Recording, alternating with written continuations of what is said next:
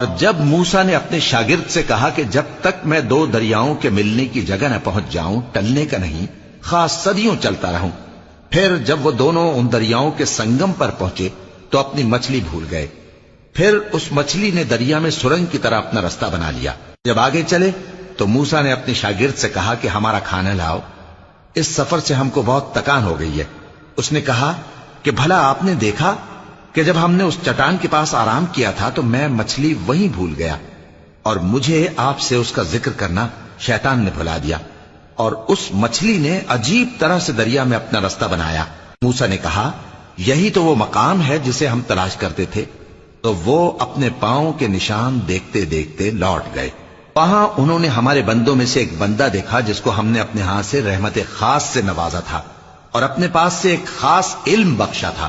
موسیٰ نے ان سے جن کا نام خضر تھا کہا کہ جو علم اللہ کی طرف سے آپ کو سکھایا گیا ہے، اگر آپ اس میں سے مجھے کچھ بھلائی کی باتیں سکھائیں تو میں آپ کے ساتھ رہوں۔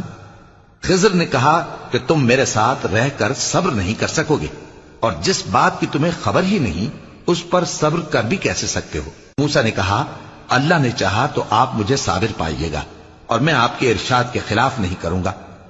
خضر نے کہا اگر تم میرے ساتھ رہنا چاہو تو شرط یہ ہے مجھ سے کوئی بات نہ پوچھنا جب تک میں خود اس کا ذکر تم سے نہ کروں۔ تو دونوں چل پڑے، یہاں تک کہ جب کشتی میں سوار ہوئے تو خضر نے کشتی کو پھاڑ ڈالا۔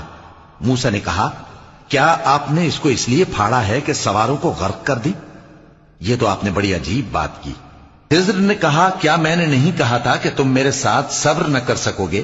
موسیٰ نے کہا کہ جو بھول مجھ سے ہوئی اس پر مواخذہ نہ کیجیے،